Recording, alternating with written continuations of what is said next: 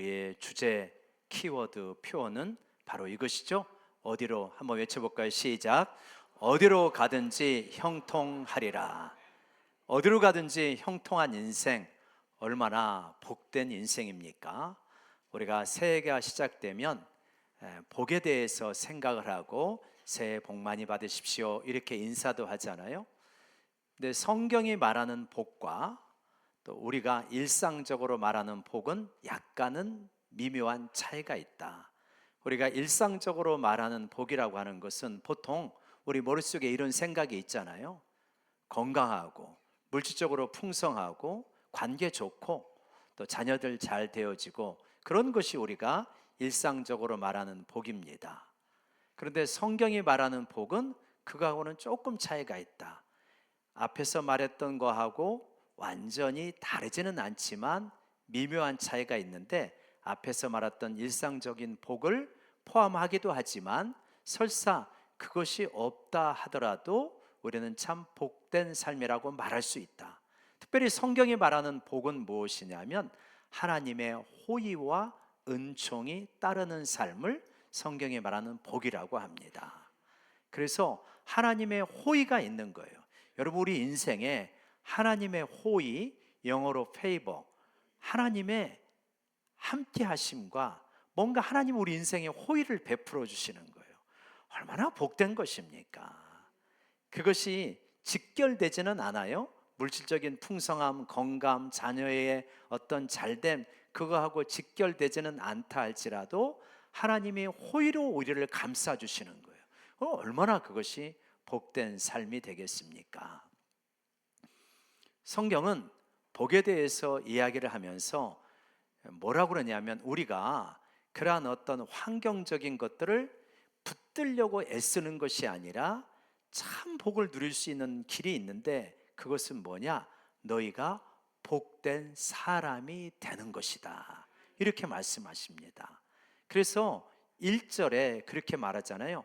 복이 있는 사람은, 복을 받으려고 막 쫓아다니는 것이 아니라 내가 복 있는 사람, 복이 되는 사람이 되는 게 중요하구나 하는 것을 가르쳐 주시는 거죠. 올 한 해 여러분 복 있는 사람이 되시기를 주의 이름으로 축복합니다. 복 있는 사람은 어떻게 되는 걸까요? 굉장히 심플합니다. 시편 1편이 우리에게 말해줘요. 하지 말아야 될 것이 있고 해야 될 것이 있다라고 하는 것입니다.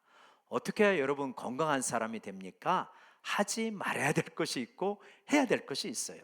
먹지 말아야 될 것이 있고 먹어야 될 게 있습니다. 먹지 말아야 될 것을 안 먹고 하지 말아야 될 일을 안 하고 해야 될 운동 같은 거 열심히 하고 잘 먹어야 되는 좋은 음식을 먹으면 건강해집니다. 마찬가지로 복된 사람도 그런 것이다. 하지 말아야 될 일을 안 하고 해야 될 일을 하면 됩니다. 그러면 하지 말아야 될 일이 무엇입니까? 시편 1편에서 말씀하고 있죠. 시편 1편의 1절 우리 같이 한번 다시 읽어볼까요? 시작. 복 있는 사람은 악인들의 꾀를 따르지 아니하며 죄인들의 길에 서지 아니하며 오만한 자들의 자리에 앉지 아니하고. 세 가지입니다. 악인들의 꾀를 따르지 않고 죄인들의 길에 서지 않고 오만한 자들의 자리에 앉지 아니하고, 요거 안 한다는 거예요. 이걸 보면 죄인들의 꾀를, 악인들의 꾀를 따르지 않는 것, 요거는 생각의 단계입니다. 죄인들의 길에 서지 않는 것은 행동의 단계고요. 오만한 자들의 자리에 앉지 아니하는 것은 태도의 단계가 됩니다. 생각, 행동, 태도.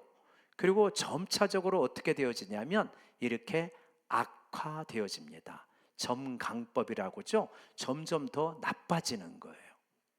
그러니까 우리가 죄를 지을 때 어떻게 짓냐면 처음에는 들락날락하다가요 서성거리다가 죄 속에 주저앉아 버립니다.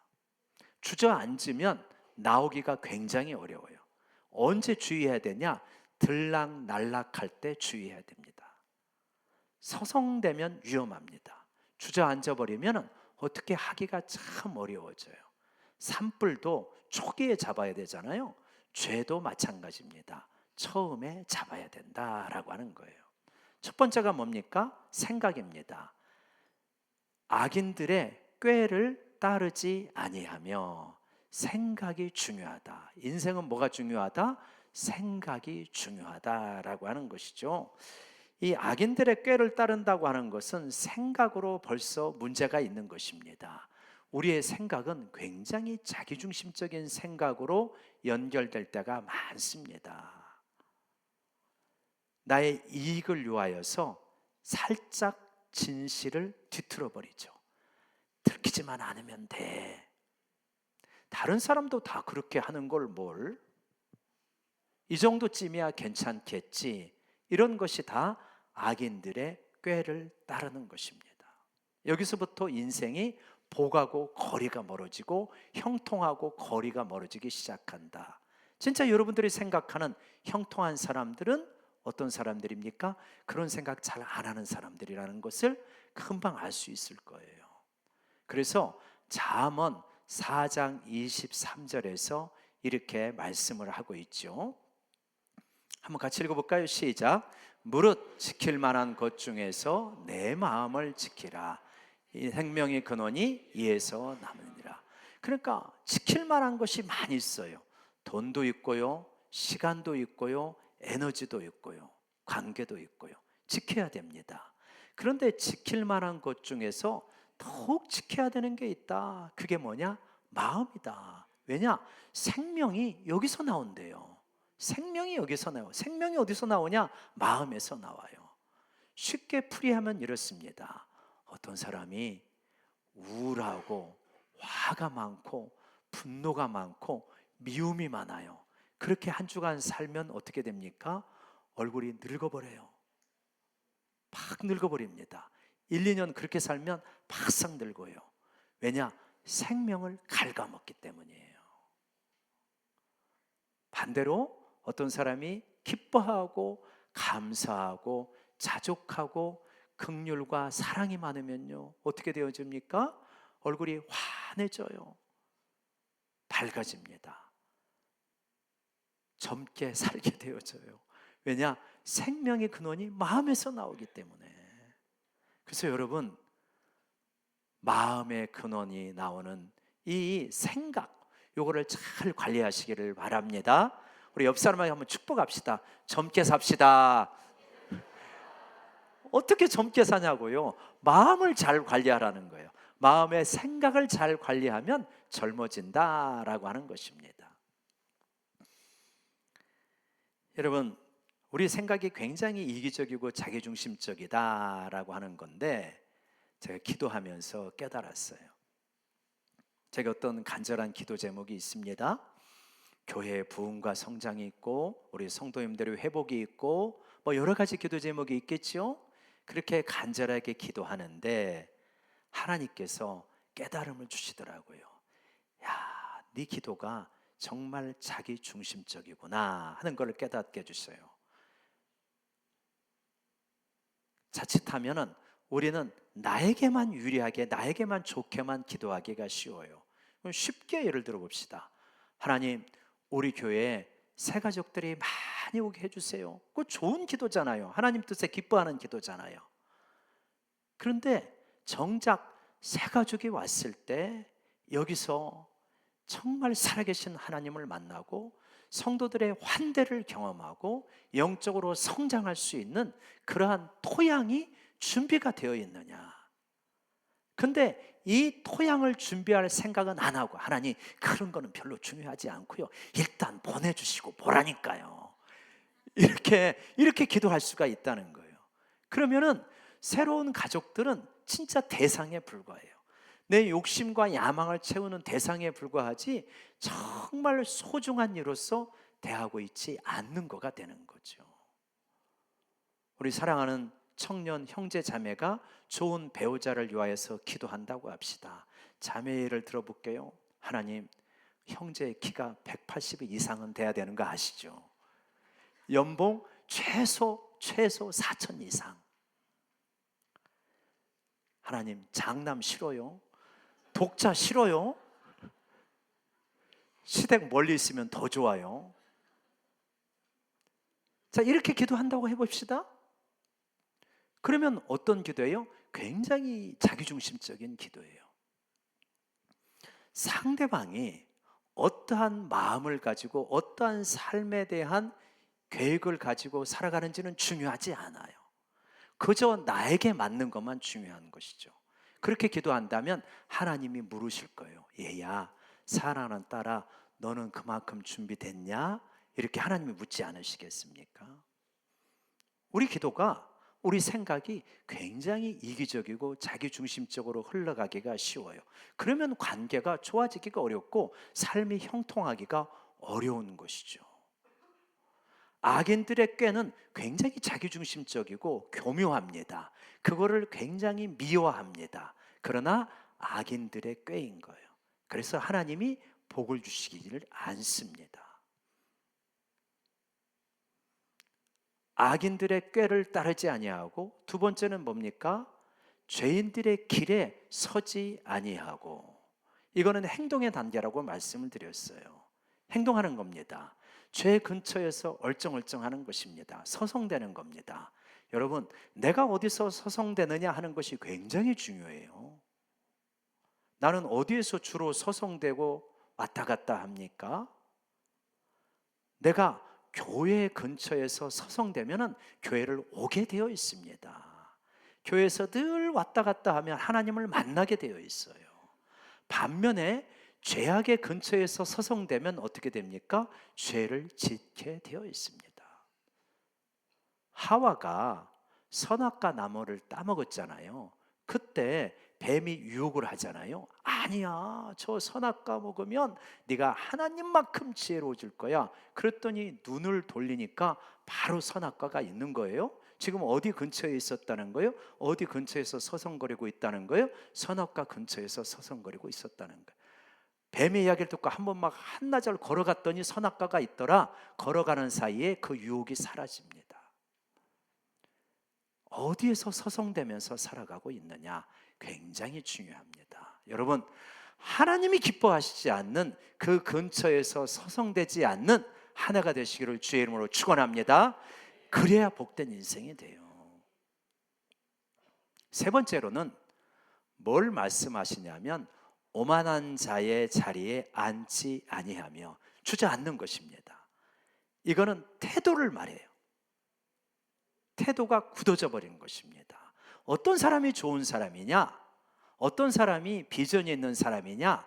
한마디로 말하면 태도가 좋은 사람이다.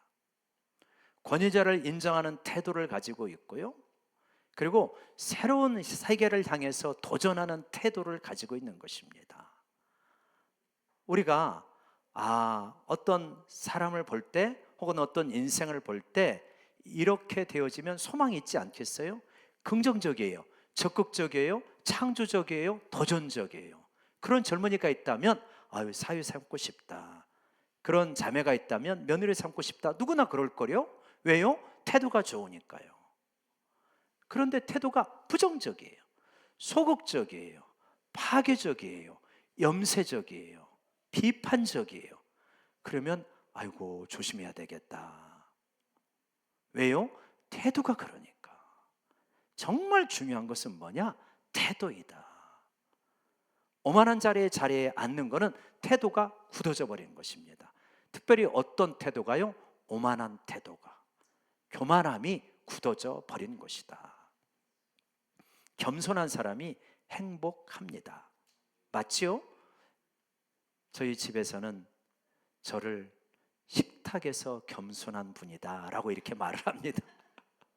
왜 그러냐? 저는 미각이 발달되어 있지 않아요. 다 맛있어요. 다 맛있어요. 그래서 겸손하다 그래요. 우리 자녀들은 불만이 많아요. 아빠의 겸손함 때문에 우리가 즐거움을 못 누린다. 엄마가 솜씨가 늘지를 않는다. 이런 거죠. 겸손하면 행복해집니다. 이런 세상의 말들이 있잖아요. 입맛은 청와대야. 입맛이 청와대면 식탁이 불편해져요. 불만이 많거든요. 뭐가 싱겁고 짜고 뭐가 가미가 안 됐고 막 그러는 거예요. 불만이 많으면, 식탁에서 입맛이 높으면, 오만하면, 그러면 주변 사람을 불편하게 하고 준비한 사람을 불편하게 합니다. 입맛이 오만한 거예요.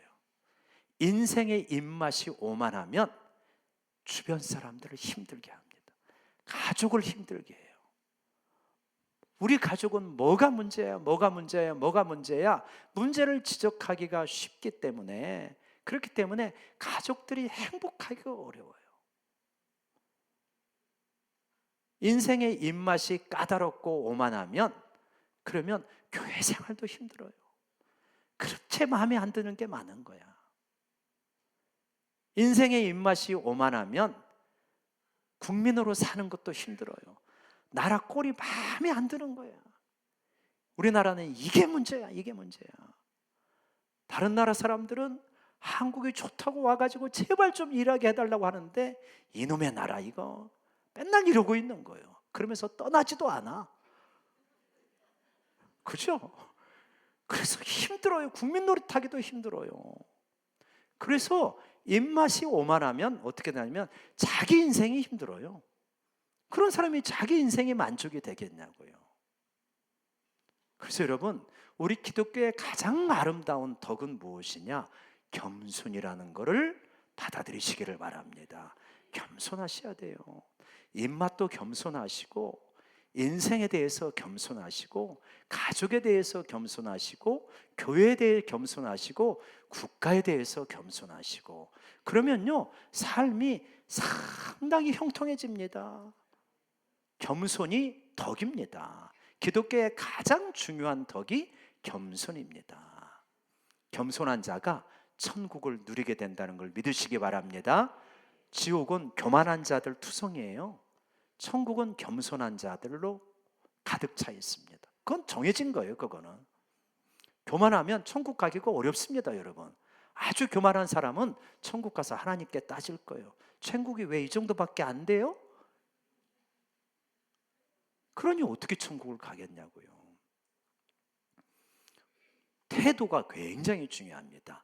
특별히 태도 중에서도 어떤 태도라고 말합니까? 겸손한 거. 오만하게 가지고는 복 있는 사람이 될 수 없다라고 하는 것이죠. 그래서 여러분, 결국은 우리 인생이 이런 것부터 멀어져야 됩니다.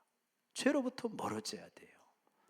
악인들의 꾀, 죄인들의 길, 오만한 자의 자리, 여기서부터 멀어지게 될 때 복된 인생이 돼요. 근데 여기 가까이 있잖아요. 근데 하나님의 백성이 자꾸 여기 가까이 있어. 그러면 어떻게 합니까? 하나님께서 낚아챕니다. 인생 채찍을 드실 때가 있어요.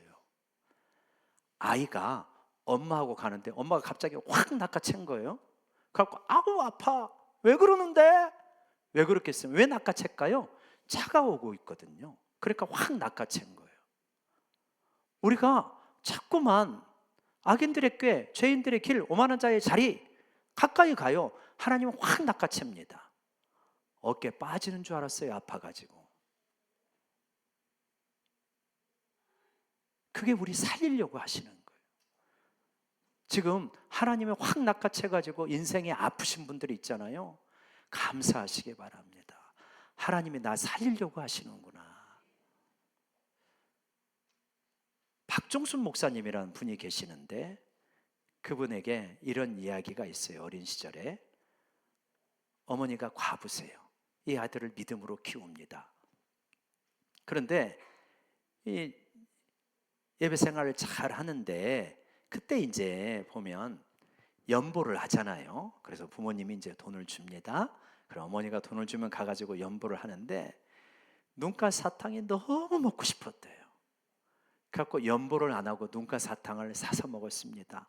얼마나 맛있는지 지금도 그 맛이 기억이 난대요. 진짜 맛있었어요. 우리 처음에 초콜릿 먹었던 그 맛인가 봐요. 아마 그렇게 맛있었대요. 근데 너무 맛있어가지고 다 먹기가 아까운 거야. 아이가 절제력도 있었는가 봐요. 그래가지고 이거를 싸가지고 잘 보관을 했어요. 어머니 안 들키게. 근데 어린아이가 안 들키게 보관한 거 뭐 왜 어떻게 안 들키겠어요? 어머니가 보니까 눈가 사탕이 나온 거예요. 이거 분명히 어디서 이게 헌금 안 하고 이럴 가능성이 있다. 교회에 달려가서 헌금 연보 책자를 봅니다. 그랬더니 빠졌어요. 그래가지고 와가지고 너 종아리 걷어. 회초리 3개를 딱 가져와가지고 종아리 회초리를 치는데 얼마나 세게 때리는지 그때 생각했대요. 우리 엄마는 친엄마가 아니야. 저분은 계모야. 이렇게 생각을 했대요. 얼마나 세게 때리는, 아무리 용서를 빌어도 그 끝까지 때리시는 거예요. 그래갖고 엄청 울다가 잠을 잤습니다. 잠을 자는데 눈이 뭐가 떨어지는 것 같아서 눈을 떠보니까 엄마가 자기를 끌어안고 눈물을 흘리며 기도하는 거예요. 하나님, 이 아들은 주의 종이 되어야 될 아들인데 거짓말을 하고 하나님 것을 떼먹고 어떻게 주의 종이 되겠습니까? 주여 불쌍히 여겨달라고 회개하면서 그렇게 울며 기도하는 거예요. 그러니까 이 아들이 너무 마음에 큰 깨달음과 아픔이 오게 된 거예요. 그래갖고 절대로 나는 거짓말을 하면 안 되겠다. 돈에 대해서 절대로 정직해야 되겠다. 그래서 통합 측의 역대 총회장 가운데 가장 깨끗한 사람, 이런 평을 받게 되는 인물이 되었습니다. 그게 박종순 목사님이셔요. 하나님의 낚아챔, 어머니의 회초리, 우리를 살리는 길입니다. 하나님이 회초리를 드실 때 겸손하게 매를 맞으시면서 하나님 앞에서 악인들의 꾀, 죄인들의 길, 오만한 자의 자리에서 벗어나는 여러분 되시기를, 우리 모두가 되시기를 축원합니다. 이게 하지 말아야 될 것이 있고요, 해야 될 것이 있는데 해야 될 것이 2절이잖아요. 2절 말씀 같이 한번 읽어볼까요? 시작. 오직 여호와의 율법을 즐거워하여 그 율법을 주야로 묵상하는도다. 율법을 즐거워하고, 율법은 하나님의 말씀이다, 이렇게 쉽게 이해하면 되겠습니다. 그것을 묵상한다 했는데, 묵상은 우리가 침묵하니까 속으로만 생각하는 것으로 이해하기 쉬운데, 우리 성경 밑에 보면 읊조림 이렇게 되어 있죠. 그리고 우리 식으로 말하면 암송에 가까운 것입니다. 그러니까 복 있는 사람이 있대요. 하나님의 말씀을 즐거워하여서 읽고 그거를 묵상하는 거예요. 여러분, 우리가 수요일 날 양 목사님께서 우리가 매일 성경을 따라서 성경을 1년에 한번 쭉 읽어갈 수 있도록 아주 귀하게 말씀을 전해주고 계셔요. 그래서 수요 예배를 드리면서 1년에 쭉 이렇게 따라가시면 그냥 성경 통독이 돼요. 자연스럽게. 한 가지만 더 하고 싶어요. 말씀을 암송하는 거예요. 왜냐? 그게 우리 삶을 복되게 하는 거니까. 복되게 하는 거니까. 여러분, 우리가 살고 있는 시대는 이래요. 이 성경이 쓰여지는, 이 시편이 쓰여진 것이 지금부터 약 3천여 년 전입니다. 그때는 문자가 발달한 시대가 아니라, 문자는 발명이 되기는 했지만 그때는 어떤 시대냐면 구전 시대예요. 우리 PPT 좀 보여주시겠어요? 그때는 구전 시대입니다. 그리고 문자가 발견됐어요. 문자가 발명이 되어져서 인류 문명이 엄청나게 발달하게 되었습니다. 그리고 새로운 시대로 지금 접어들고 있어요. 그죠? 인공지능 시대인 것 같아요. 이게 뭐 아마 이런 변화가 아닌가, 그건 저 나름대로 그렇게 생각을 해요.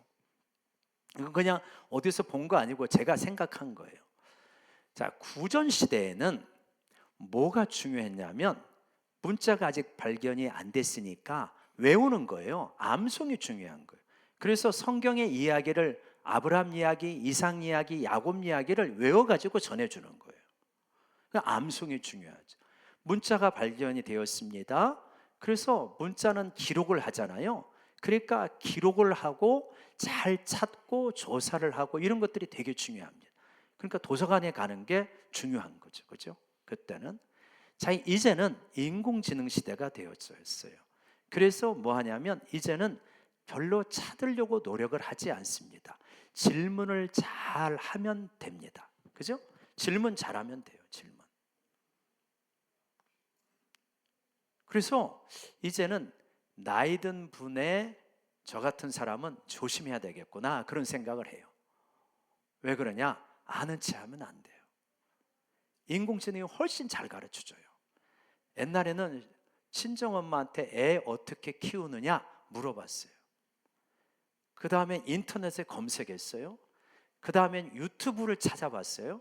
그래서 애를 유튜브가 키운다, 이런 이야기를 하는 게 얼마 안 돼요. 지금은 이제는 AI가 키우게 됩니다. AI한테 물어보면 잘 답변을 해줍니다. 그래서 내가 조심해야 되겠구나, 아는 체 하면 안 되겠구나, 이런 생각을 할 때가 있습니다. 상담 물어보니까 기가 막히게 답변을 합니다. 그런 시대가 됐죠. 자, 말씀도 그래요. 말씀도 물어보면 답을 탁탁탁탁 해줘요. 자, 이게 편리해졌습니다, 분명히. 자, 그런데 문제가 있는데 뭐냐면, 말씀을 찾고 말씀을 아는 거 굉장히 편리해졌는데, 말씀이 어디 있냐면 밖에 있어요. 밖에. 구전 시대는 암송을 했기 때문에 내 안에 있어요. 그죠? 내 안에 있습니다. 여기 있고 여기 있고 이 안에 있어요. 근데 지금은 말씀이 밖에 있어요. 옛날에는 몇 장 몇 절 이렇게 외웠는데 요즘은 뭐 그렇게 외우지도 않아요. 그냥 이런 요지의 말씀이 뭐지 하면 딱 찾아져요. 그렇죠? 대강만 알아도 찾아져요. 그러니까 잘 안 외우려고 해요. 그런데 편리하기는 한데 중대한 문제가 생겼다. 말씀이 밖에 있다. 내 안에 있지 아니하고 밖에 있습니다. 그래서 말씀이 나를 변화시키기가 상당히 어려운 시대를 살아가고 있습니다. 암송했던 분의 영성하고 찾는 분의 영성, 그리고 A한테 묻는 분의 영성은 다를 수밖에 없습니다. 여러분, 우리가 이동을 하게 될 때 옛날에는 걸어 다녔잖아요. 뭐 학교 걸어 다니고 그러지 않았습니까? 한두 시간 걸어 다닌 거 일도 아니었는데 지금 한두 시간 안 걸어 다닙니다. 지금 다 차를 타고 다니죠. 편리해졌잖아요. 근데 무슨 문제가 생겼습니까? 걷는 근육이 약화되고 허벅지 근육이 약하다면서 당뇨병이 많이 생기게 되었어요. 그래서 막 걸어야 된다고 하잖아요. 얼마나 우리가 웃기게 걷냐면, 자, 이 동네, 이 지산동 교회 근처 사는데 불악산을 내가 운동해야지 하면은 어떻게 합니까? 차를 몰고 불악산 입구까지 갑니다. 그리고 거기서 걸어요. 그리고 내려와서 다시 타고 집으로 옵니다. 아니, 집에서 걸어가면 되잖아요. 거기까지 타고 갑니다. 그러니까 이 걷는 근육이, 다리 근육이 약화된 건 당연하죠. 그래서 우리가 그렇게 걸으려고 하잖아요. 어찌됐든 마찬가지다. 말씀이 밖에 있으면 힘이 없어요. 말씀이 안에 있어야 됩니다. 어떻게 해요? 주야로 묵상하는 도다. 주야로 암송하게 될 때 말씀이 안에 있게 되어지는 역사가 일어나게 됩니다. 말씀이 안에 있으면 어떤 변화가 일어나냐? 이런 변화가 일어납니다. 아주대학교에 김경일 교수라는 분이 있는데 유튜브라든가 방송에 많이 나오시죠? 김경일 교수님이 그래요. 이 관계 속에서 어떤 안 좋은 말을 듣잖아요. 교통사고 난 거하고 비슷하다고 생각해라, 이렇게 이야기를 합니다. 내가 어떤 힘든 말, 충격적인 말을 들으면 교통사고 난 거예요. 하나의 교통사고 난 거예요. 교통사고 나면 어떻게 합니까? 나를 잘 돌보잖아요. 병원에서 돌보고 링게로 맞고 그리고 맛있는 것도 먹고 그러면서 회복시키지 않습니까? 마찬가지라는 거. 우리가 어떤 힘든 이야기, 상처가 되는 이야기를 들으면 교통사고 난 거다. 그러니까 나를 잘 돌봐라. 충분히 자고 맛있는 거 먹고 바깥에 가서 바람 쐬고 맛있는 거 먹고 그래야 된다는 거. 예, 일리가 있죠. 이렇게 하시는 분들도 본능적으로 깨닫고 하시는 분들도 많습니다. 그렇게 해보면 도움이 되어집니다. 그런데 완벽하게 도움이 되지는 않아요. 여전히 갔다 오면 여전히 뭔가 여기 남아있어요. 여전히 뭔가 남아있고, 이 내 마음속에 있는 이 어둠, 분노, 염려 이런 것들이 사라지지를 않습니다. 그런데요, 하나님의 말씀을 내 안에서 계속 이렇게 먹고 내가 암송을 하잖아요. 희한하게, 신기하게 내 속에 있는 어둠의 기운이 쫙 사라집니다. 어둠하고 싸우려면 싸울 수가 없어요. 어둠을 이길 수 있는 방법은 하나밖에 없습니다. 뭐 하면 됩니까? 빛이 들어오면 돼요. 그래서 시편 119편 105절에서 이렇게 말씀하시는 거예요. 주의 말씀은 내 발의 등이요 내 길의 빛입니다. 빛이에요. 주의 말씀을 내 속에서 암송하고 내 속에서 묵상하게 될 때 빛이 들어오니까 나를 어렵게 만들었던 부정적인 생각, 죽고 싶은 생각, 미운 생각, 파괴적인 생각, 이런 것들이 이상하게 사라져버려요. 막 애써가지고 물러가라 할 필요도 없어요. 그냥 말씀이 계속 들어오면 이게 힘을 잃어요. 힘을 잃어. 이건 실제입니다. 여러분, 이 실제를 여러분의 심령 가운데서 누리시기를 원합니다. 그래서 말씀을 많이 내가 먹고 암송하고 그러잖아요. 그러면 이게 힘을 잃어요. 힘을 잃어. 반대도 마찬가지예요. 우울하고 힘들게 사는 거 별거 없어요. 우울하고 힘든 거 많이 보잖아요. 그러면 어둠이 계속 밀려와요. 내가 이걸 물리치고 싶어도 어둠이 밀려오기 때문에 어떻게 할 도리가 없습니다. 자꾸 이상한 생각에 사로잡히게 되는 거예요. 주의 말씀은 내 길의 빛입니다. 주의 말씀을 많이 내 속에 담그시고 돌리시고 쟁이시기를 바랍니다. 그러면은 역사가 일어나기 시작하게 되는 것입니다. 예를 들어 볼게요. 지난주하고 연관해서 말씀으로 반사해라 이런 말씀을 했는데, 우리는 굉장히 비교에 익숙합니다. 비교하는 사회잖아요. 그래서 어려서부터 많은 비교, 나중에 자녀까지 비교, 나중에 손주까지 비교하다가 인생 다 갑니다. 그죠? 비교하면서 조금이라도 내가 저 사람보다 나은 거를 찾아가지고 내가 올라가야만, 그래야만 마음이 편하다고 생각하는 분들이 있을 수 있습니다. 얼마나 인생이 고단하겠습니까? 그렇게 살면. 빌립보서 2장 3절에서 이렇게 말해요. 아무 일이나 다툼, 경쟁을 말합니다. 경쟁으로 하지 말고 허영, 우쭐거리려고 하지 마라. 내가 이렇게 괜찮은 사람이야, 제발 이런 것 좀 하지 말라는 거요. 그게 다 너를 힘들게 하는 거다. 아무 일에든지 다툼이나 허영, 우쭐거림으로 하지 말고 오직 겸손한 마음으로 각각 자기보다 남을 낮게 여기고. 훌륭하게 여기라는 거요, 지은 낮게가 아니에요. 내 밑으로 여기라는 게 아닙니다. 각각 자기보다 남을 낮게 여기고, 저분에게 있는 훌륭한 면들을 자꾸 보면서 하나님 복 받을 만한 분이다 라고 생각을 하면은 얼마나 관계가 편안하겠냐는 거예요. 자꾸 비교해서 내 밑으로 놓으려고 하니까 불편한 것이지, 그 사람의 좋은 점을 바라보면서 훌륭하다고 생각하면 얼마나 이게 편안하겠어요. 여러분, 이게 복된 길이에요. 이게 주야로 말씀을 묵상하는 사람의 태도라는 겁니다. 내 마음속에 비교의 마음이 확 들어올 때마다 빌립보서 2장 3절의 말씀을 암송하면서 그분이 얼마나 나보다 좋은 면이 많은가, 이런 거를 생각하게 될 때 어떻게 그 앞에서 오만하게 행동하겠습니까? 어떻게 내려보면서 판단하겠습니까? 그렇지 않죠. 그러니까 예쁜 거죠. 그러니까 관계가 좋은 거죠. 존중을 받게 되는 거죠. 그러니까 형통해지는 거죠.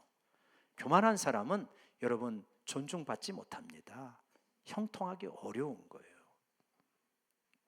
또요, 우리가 얼마나 염려가 많습니까? 그냥 이 세상을 살다 보면 염려가 가득합니다. 근데 염려하지 말라는 말씀을 참 많이 하셔요, 성경에서. 아무것도 염려하지 말고 오직 모든 일에 기도와 간구로 너희 구할 것을 감사함으로 아뢰라, 그렇게도 말씀하시죠. 베드로전서 5장 7절의 말씀에 이렇게 말씀하시죠. 너희 모든 염려를 다 주께 맡겨라. 영어로는 던져라 그렇게 되어 있어요. 주께 다 던져라. 이는 그가 너희를 돌보심이라.